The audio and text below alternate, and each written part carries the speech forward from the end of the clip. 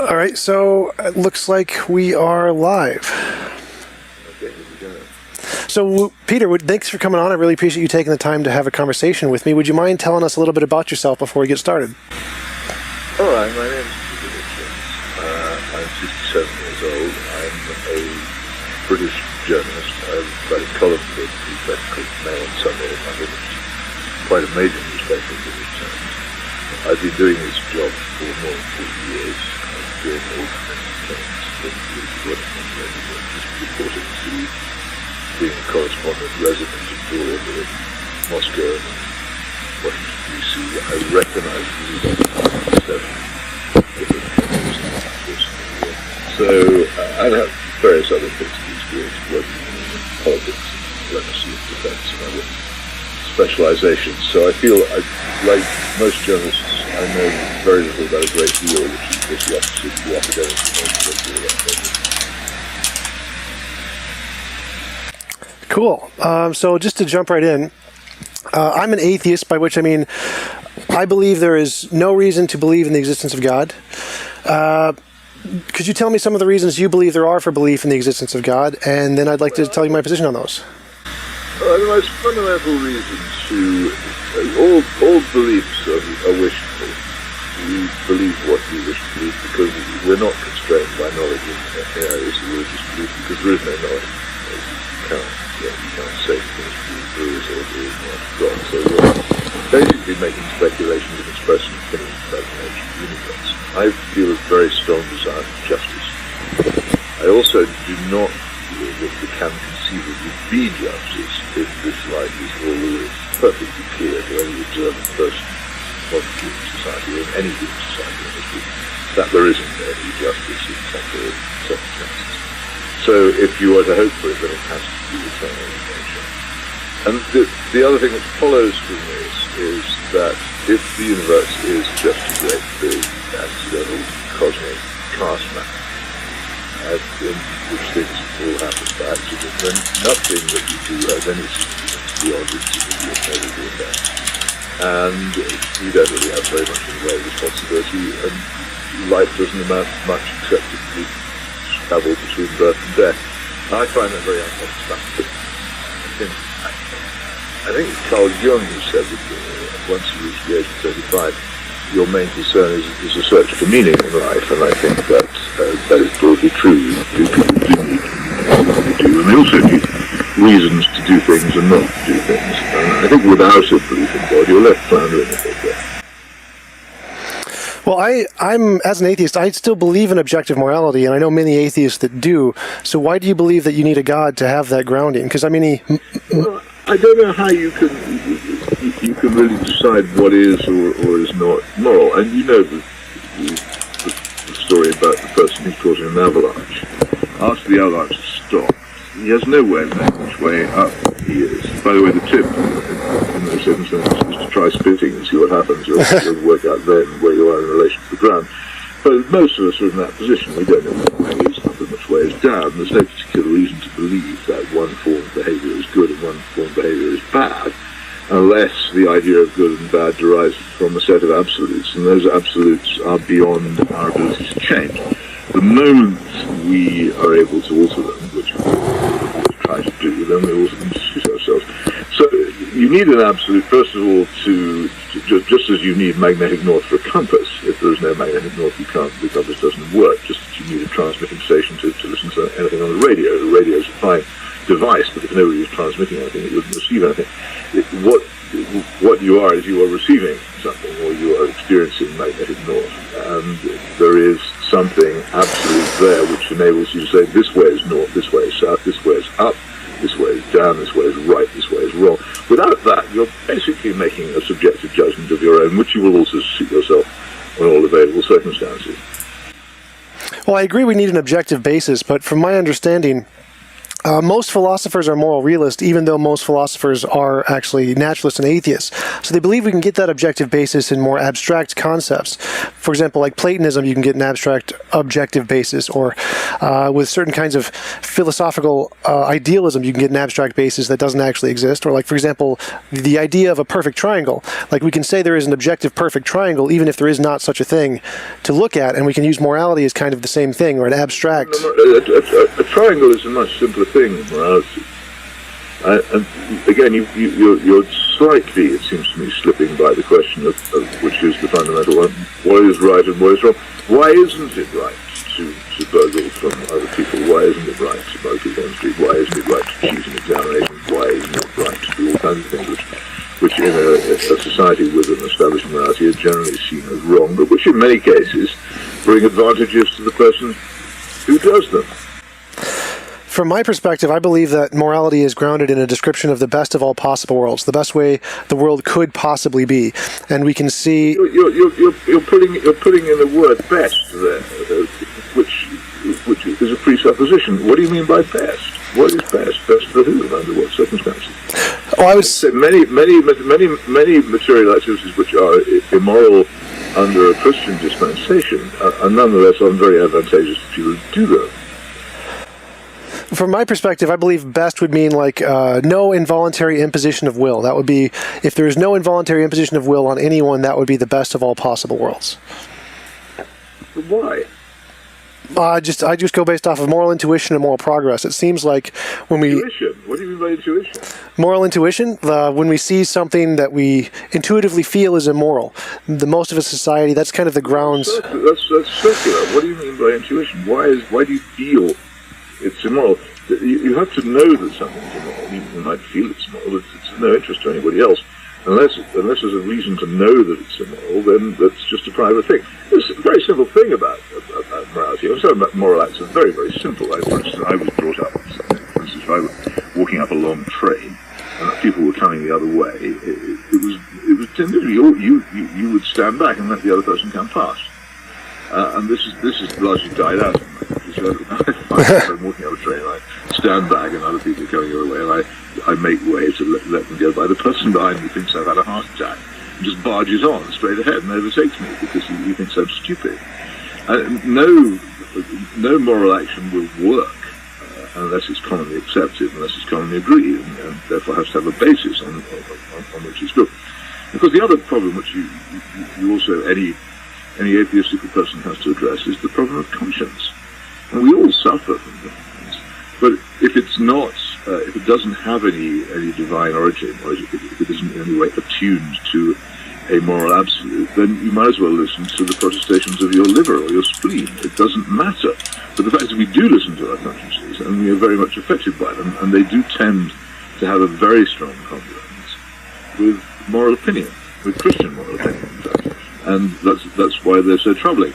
And yet, in the atheistic universe, there's no explanation for that. And this is one of Immanuel Kant's problems. He couldn't, when asked to what really puzzled him, it was the blazing stars in the sky above and the burning conscience within. And these are things which are very, very hard to understand from a simple, ordinary material point of view. And I think that he was right. Well, I agree, but I think that we can, what would be your grounds for it? If I asked you the same question, instead of grounding it in moral intuition and saying it's circular, what are you grounded in? Well, I say there are laws which emanate from an Almighty God, and those laws have been set for us, most particularly in the words spoken by Jesus Christ during his time on earth. And that these are the basis of any and all workable and worthwhile moral system. And this is, to me, the most fundamental thing in philosophy, literature, understanding, art, and anything you care to name. It absolutely pervades everything. So couldn't morality just be the most important event apart from the birth, death, and resurrection of Jesus, the most important event in the world is the Sermon on the Mount. Well, couldn't morality be... Nothing like it existed before us. So from my perspective, morality could essentially just be an undiscovered law of nature, some facet of nature which causes us to act or feel in a certain way. And so it is, I agree, a law, but it's more of a law of nature rather than a law handed down by a lawgiver. Well, you say that. I say it's not a law of nature because nature is in itself an expression of God. And God is immanent in all of nature, and therefore His laws will be expressed in every aspect of it. But you can't just pass it on to nature because you're dodging the question: is there or isn't there a God? If you attribute it to nature, you're basically saying, well, what I mean by nature, what I mean by God is nature. What I mean by nature is God. It is some sort of external, inalterable force which governs these things, which you can't control, and which hands these things to you, whether you like them or not. Right. So my argument would be, instead of a theistic kind of a God, more of a naturalistic, pantheistic kind of a God, just an eternal, all-powerful nature or an eternal, all-powerful universe without the consciousness. I would see that as slightly more plausible than the theistic explanation, and that gives us a basis for morality. Good luck with that. If that's what you want, I make absolutely no attempt to persuade other people of my point of view. I'll defend my own if asked to do so, and I object strongly to being told that because I have a religious belief I'm stupid. But apart from that, you're welcome to any set of beliefs you like. I don't think you'll find they work terribly well, but that's just a personal opinion. Well, my position is that we can use the same arguments that are used by theist apologists to indicate naturalistic pantheism, which indicates the arguments don't actually indicate theism. Like if you imagine you have a box and you say there is a rabbit in the box, and your evidence for this is the fact that the box weighs 2 pounds. The fact that the box weighs 2 pounds isn't evidence of a rabbit, because it could also be explained by a weight or a coffee mug or Legos or any number of other things. And I see the arguments for the existence of God are kind of the same thing, that 2 pounds. It can be explained by essentially infinitely many things. You've just picked one and assumed that that's going to be the explanation. Well, no, I've certainly picked one. I haven't assumed anything because the whole thing about a profession of belief is it's not a claim of knowledge. It is a profession of belief, and it's distinct. It's personal to me, and it's based, as I say, on my desire. I very much want there to be a God, because the idea of a universe without justice or purpose is terrifying and rather revolting to me. So I just want there to be a God, but it isn't as simple as saying that it weighs 2 pounds, a rabbit weighs 2 pounds, and therefore it contains a rabbit. It is, as I say, it's an expression of preference about what sort of universe you want to live in. I want to live in. I desire justice for others, and I'm compelled by that to desire justice for myself, because the only credible source of justice is an Almighty God, and if there is an Almighty God who's going to visit justice on other people, then He's going to visit it on me too. So simultaneously, I desire there to be a God, and I'm afraid there's a God. But I'm not trying to persuade you of this position, because I would never dream of trying to persuade anybody to hold a different religious opinion from one they hold. It's just that's the one I hold, and that's why I hold it. I could discuss, if I wanted, the reason why non-believers so very much want not to be a God. The question which only I think among the atheists these days, Thomas Nagel is even prepared to address, because so many of them say, well, it doesn't even arise in my universe, which I think is laughable. But it's an interesting discussion, but it may not be the one you want to have, since this is your program. It's not the one you want. Well, that's fair. I understand that position, but from my point, I also care about justice, but I see other ways to get justice without a God. Find justice. What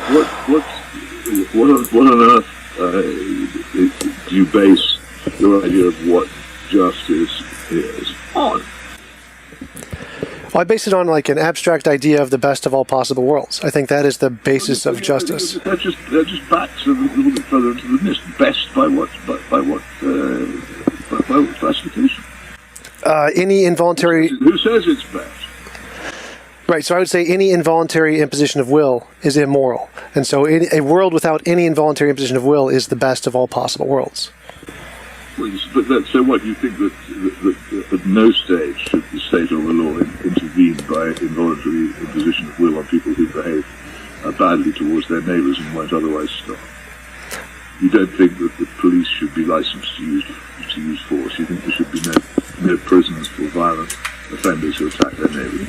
I think those are justified immoral actions, so they're necessary because of the world we live in, but I don't think they're moral. I think the moral option would be in a world which it's not physically possible to do that.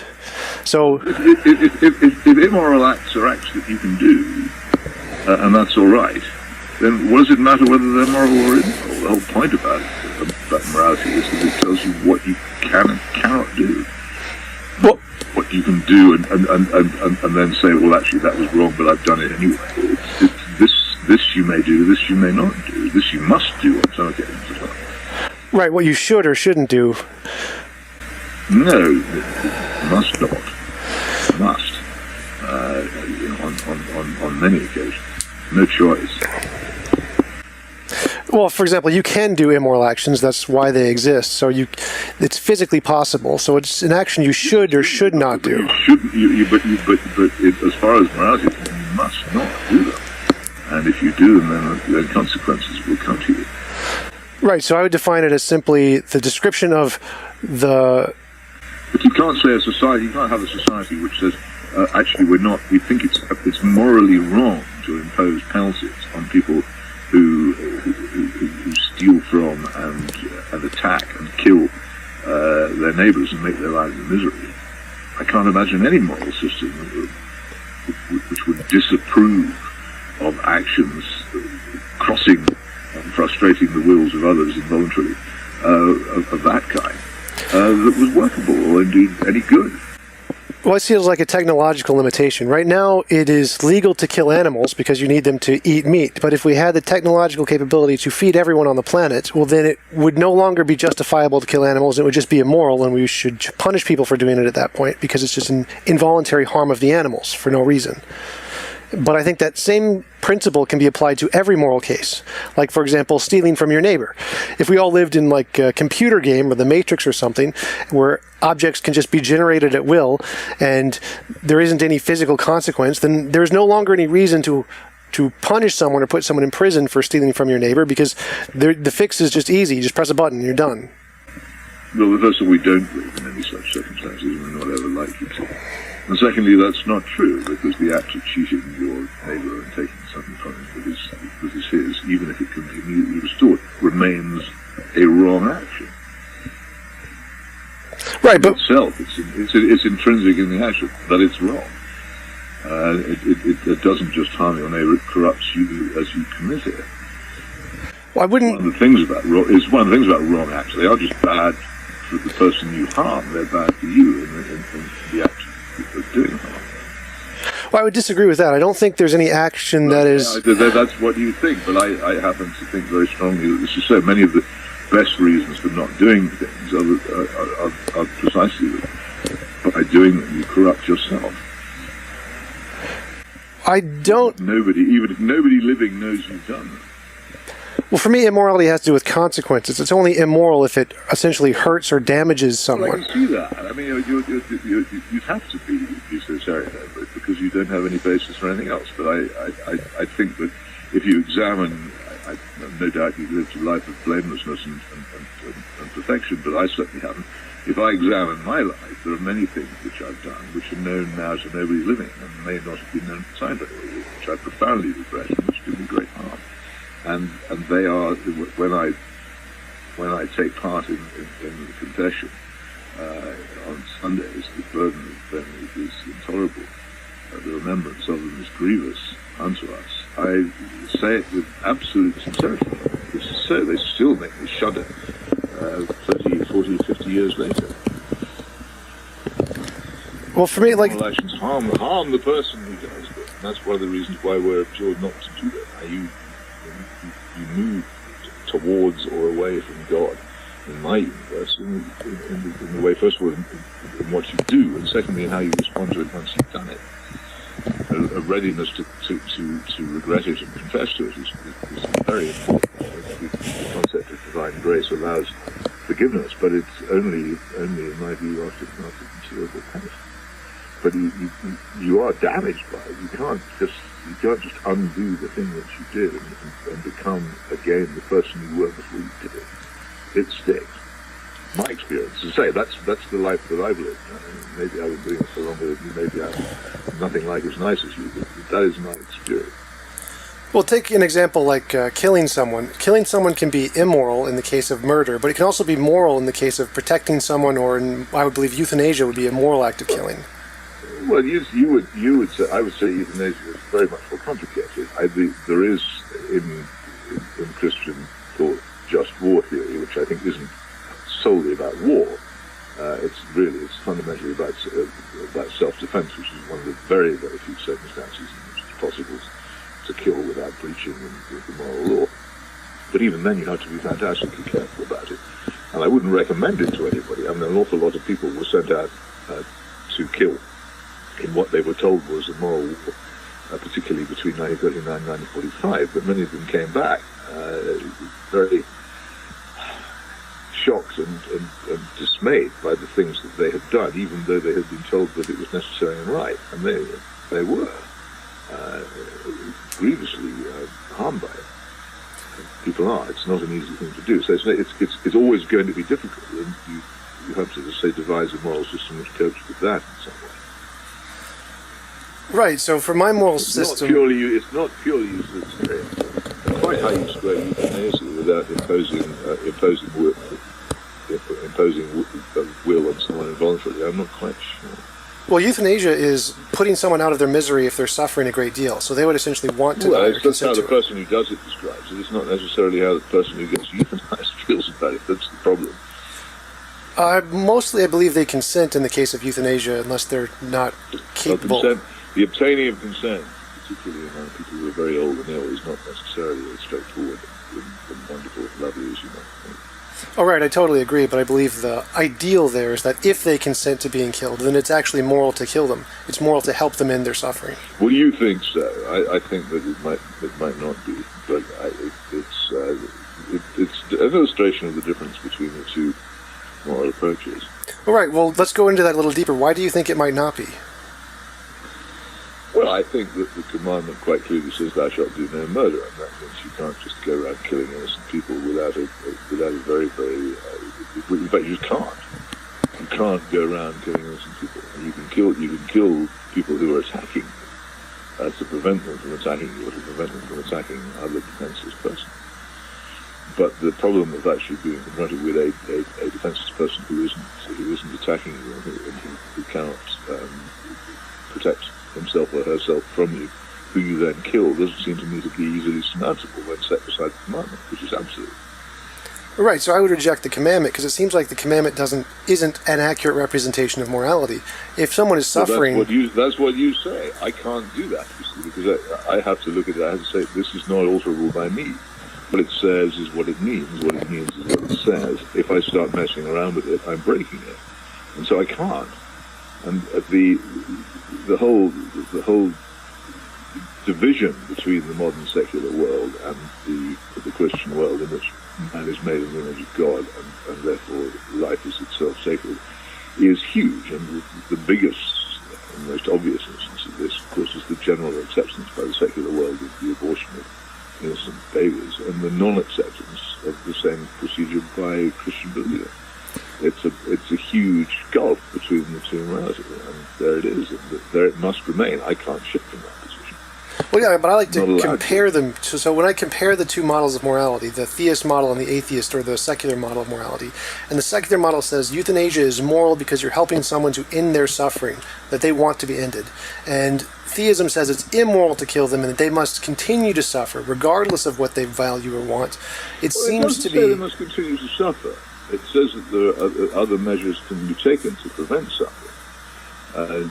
Just as when you say that you cannot abort a baby in the womb, you're not saying that if the mother doesn't wish to raise the child, feels she's too poor or inadequate, that doesn't mean the child has to be forced on her. There are many things, particularly adoption, which are available as ways of allowing her to avoid a responsibility she doesn't want.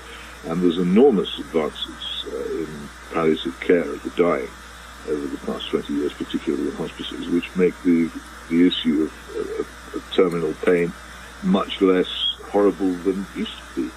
So no one desires anyone should suffer, but my moral law says to me I can't end their suffering by killing them. I have to look for another way. It doesn't mean I'm indifferent to their suffering or don't want to alleviate it or stop it. It just means I cannot believe that killing them is the answer to it. And there's no negotiation about that. That's the whole point about an absolute reality. There's no negotiating with it. You just can't do it. You must not. Thou shalt not. It means what it says. It seems extremely difficult and a great nuisance. It seems quite obvious to me that if someone is in a great deal of suffering, which there are many, many cases of all around the world, that it would actually be moral to help assist them in their suffering. That death is actually... Well, it seems obvious to you, and it doesn't seem obvious to me. And there's a difference between us. What I'm saying is the two moral systems are different, and they're profoundly different, and they tend in different directions. And these examples, which we're discussing now, are very obvious, prominent, straightforward examples of something which is much broader and much deeper and reaches into every area of life. But it's different, and the rejection of the religious absolute is something which a lot of people have embraced because it makes their lives easier, and I don't blame them for that. If that's what you feel, that the consequences of it is that you convert the universe when you do it into a wholly different sort of place from the one it was before. And I preferred it the way it was before. So I still want to try and understand why you don't see that as obviously moral. Like, if someone is in a great deal of suffering... Right, I'm not allowed to. My moral law tells me I can't just go around killing innocent people. And that's that. I just can't do it. But isn't that circular, like you said earlier? No, it's not circular at all. It's completely straightforward. It's just linear. It's a thou shalt do no murder. I can't do it. I'm not allowed to. I mustn't do it. And I can't make any excuses for it. And excuses such as say things, but I'm not allowed to do it. Can't do it. Sorry.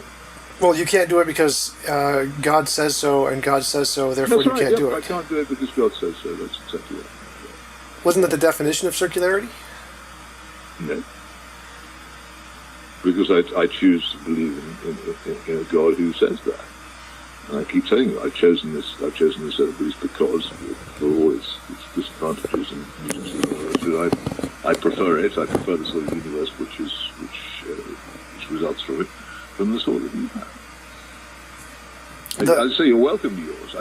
I'm not trying to persuade you out of yours or to attack your position. Your position is coherent, rational, but in my view, mistaken.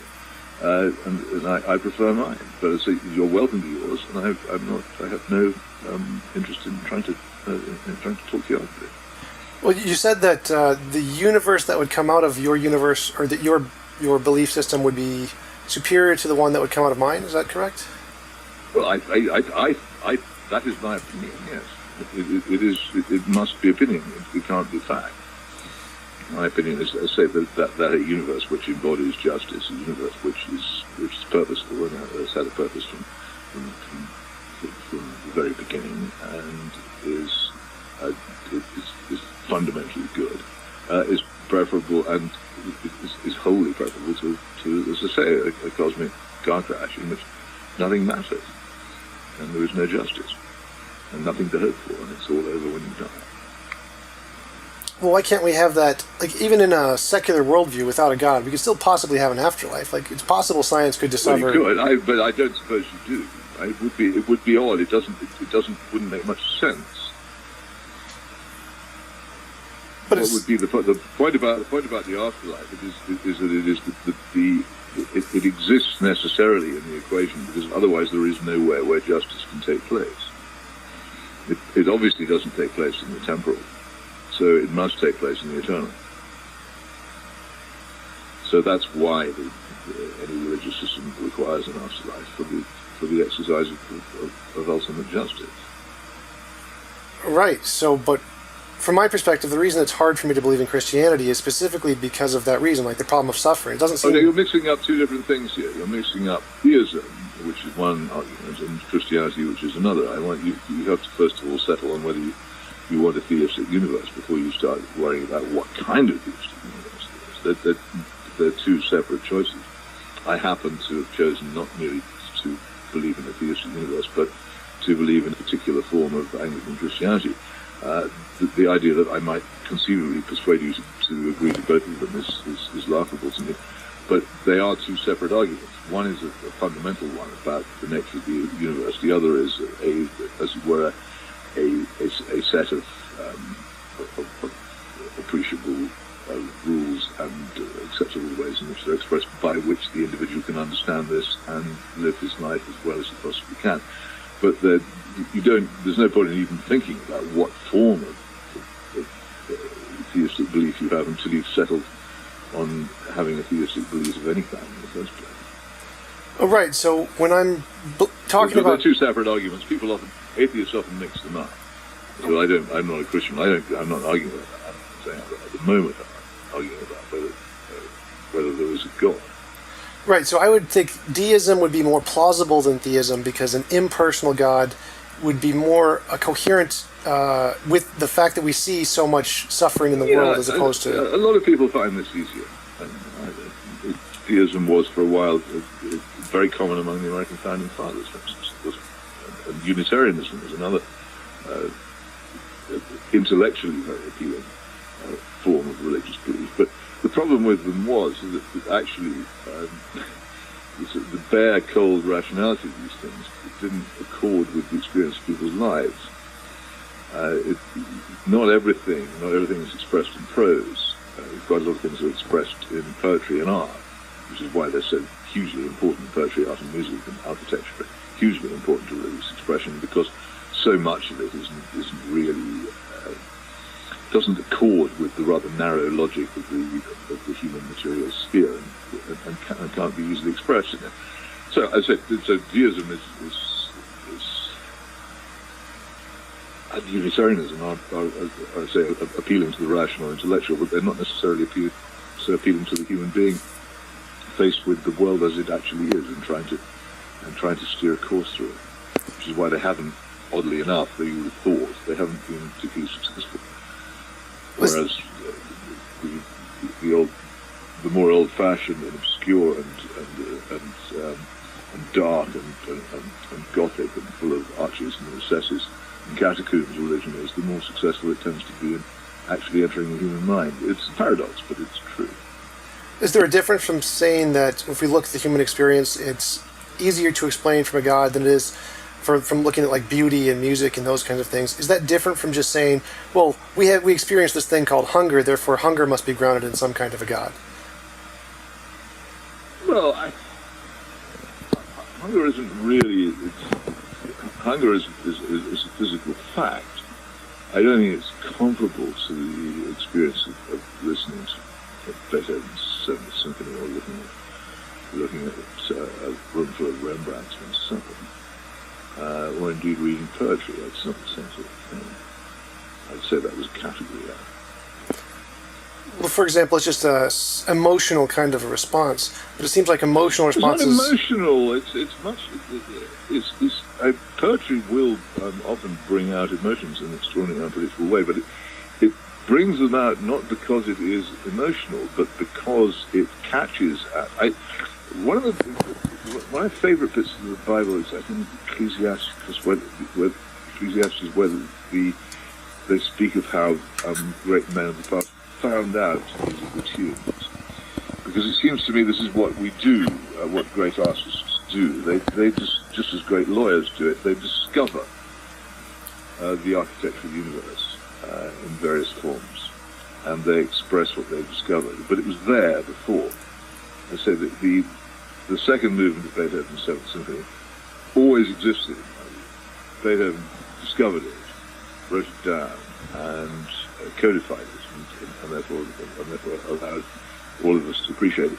An awful lot of things exist around us which we're not aware of. It always fascinates me to think the person living 200 years ago was completely unaware of all the radio waves and facilities which make it possible to transmit television and radio signals and mobile phone signals.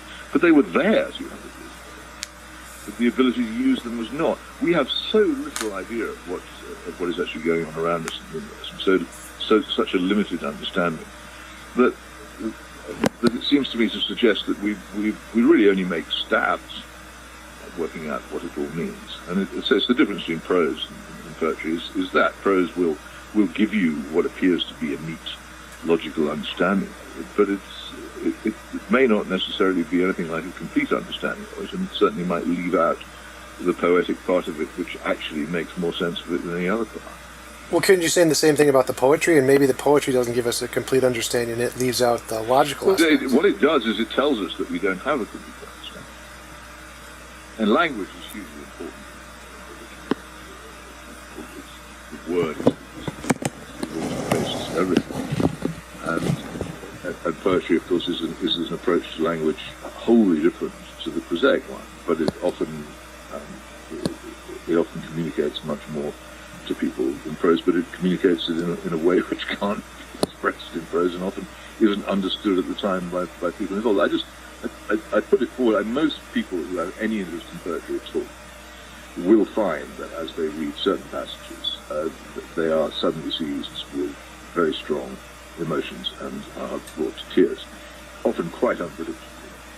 And this seems to suggest to me that there is something in the rhythm of language which we only dimly apprehend. Well, can't you say the same of mathematics? Like when talking about... You could, yeah, you certainly could. I mean, mathematics to mathematicians is it's like music. It's enormously powerfully expressive of things which can't be verbalized. And I think real mathematicians, of whom I am not one, have a lot of fun with it as a result. Yeah, sure, I would. But you could say it about architecture as well. So doesn't that also apply to the logical descriptions of reality in addition to the poetry? Not exactly, no. And logic is logic. It's human logic. It's not divine logic. It's an attempt to apprehend by the limited human mind a universe which was created by a much greater mind than ours. But if it applies to math, then it should also apply to logic. And our descriptions of logic can also bring people to tears. No, doesn't mathematics become, shall I say, a lot less logical than people think it is the more advanced it gets? Oh, quantum mechanics? I don't know anything about quantum mechanics, but even prime numbers are rather mysterious. Sure, and imaginary numbers. But it seems to me that when we look at the things, it seems that what you're describing applies to essentially every aspect of humanity, not just poetry and architecture and paintings and music, but to math and to human constructions and to stories and to all kinds of things that human experience. It just seems to be... It does, yes. I mean, everything, absolutely, God is immanent in everything in the universe, and so that wouldn't worry me particularly, of course. So, but if it applies to even the extraordinary relationship between plants and the earth that you put in the earth itself and the way in which things grow is absolutely astonishing. This is one of the reasons why I'm uninterested in what are called miracles. To me, the whole process of life and growth and everything else is itself an easily visible miracle, which is so astonishing in itself. But I'm amazed people can observe it without thinking there must be something going on. But what do you mean by that? For nature, the fact that life exists, it implies that there's something more? Not just that it exists, but the manner in which it exists. The way in which things grow is itself the growth of the tree. A tree itself, when there's one membrane, the whole extraordinary process of the tree itself is to me so miraculous that it just makes me think that this is a universe designed and intricate, which it would be absurd to dismiss as anything.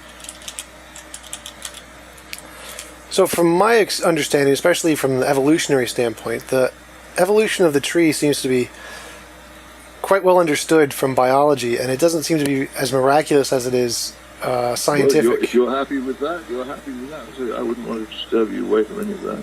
Well, I just don't find it so myself. When I look at life, the way that life forms seems to be quite evil because it's confined by survival of the fittest, killing other things and surviving the attacks of other things. So, but then you were using earlier on the Leibnizian expression of the best of all possible worlds. But that is actually, it's a Christian apologetic position. These things are so because they must be, because if they were not so, it would be worse. Right, Leibniz thought that this was the best of all possible worlds. I disagree. Well, there you are. I keep telling you, I'm not trying to make you agree with me. Well, wouldn't you think that if, for example, God could have created a world without, like, he could have given us an option. He could have said, well, you could go to this world that I've designed for you with all of the suffering and pain, or you could go to your own universe of your own design, essentially. Wouldn't that be a more moral system than what we have here? Well, I don't know. It's not for me to say. The thing about God is that it's not... If you had made a creature inferior to yourself, it wouldn't understand you.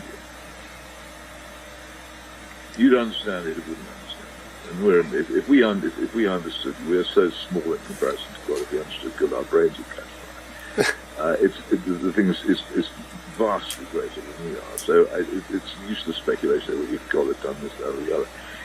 If there is in the vast engineering of the gigantic and ever-expanding universe, if there would be moments where certain things happen which appear to us to be unpleasant, I think I'm prepared to accept the likelihood that the reason for the existence of these things is that the alternative would be more. That's just how I think. I'm not trying to persuade you. You're asking me what I think.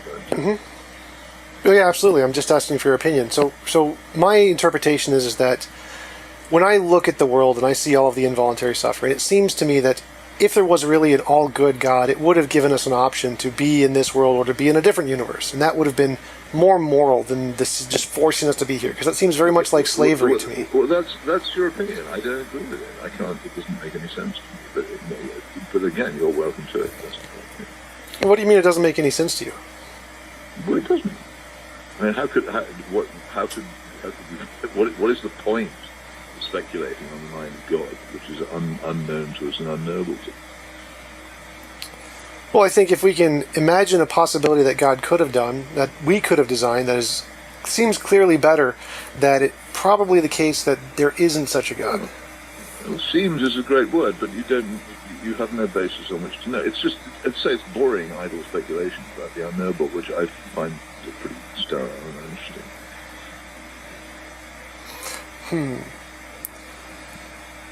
So, I mean, carry on saying if you like. It just doesn't engage me. I don't find it illuminates anything at all.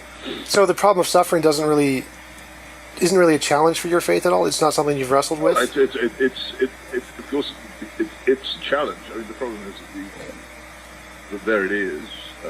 As I say, the Leibnizian explanation seems to me to be the nearest you can get to it. And also, we have to understand that what we do here matters somewhere else in ways that we can't necessarily understand.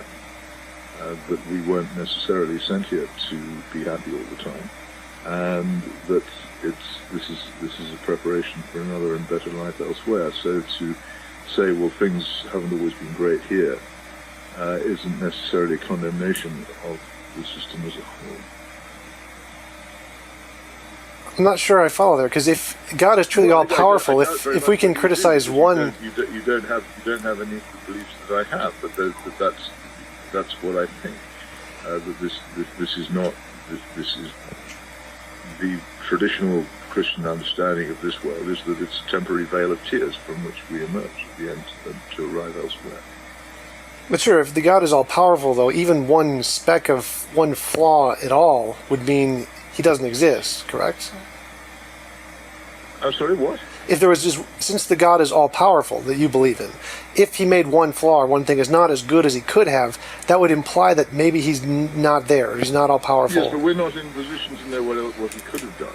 We're only in a position to express our opinions on what we think of what he has done, and therefore that's idle. But I keep saying this is not supposed to be where we now live, the circumstances in which we now live. This is not supposed to be the end of things, or the point at which the equation comes out. And the other point is that I believe that we are given the freedom to choose, and it's in that freedom to choose that so many things go wrong. God will try his very best to put them right within the powers that he has, but they will be worse than they would otherwise have been because of our insistence on defying his known will, which we do all the time, for instance by having wars.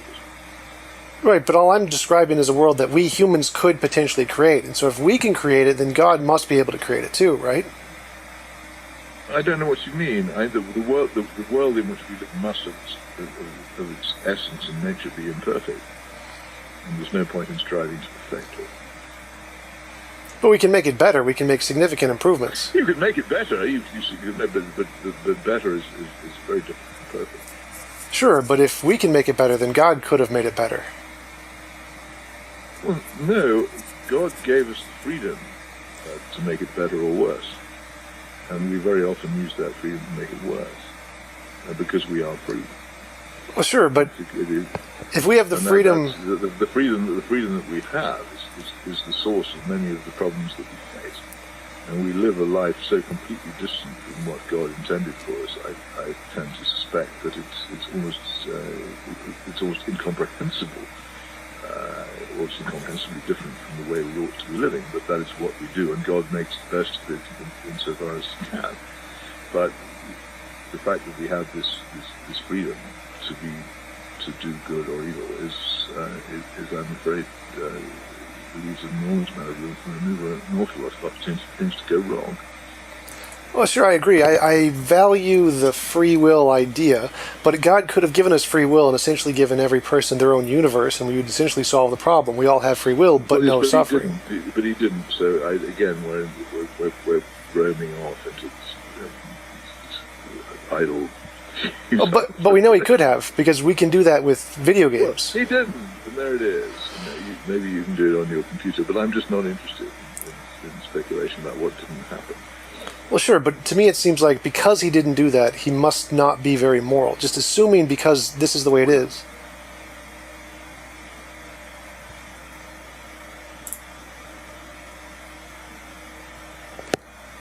Oh, I think I lost him.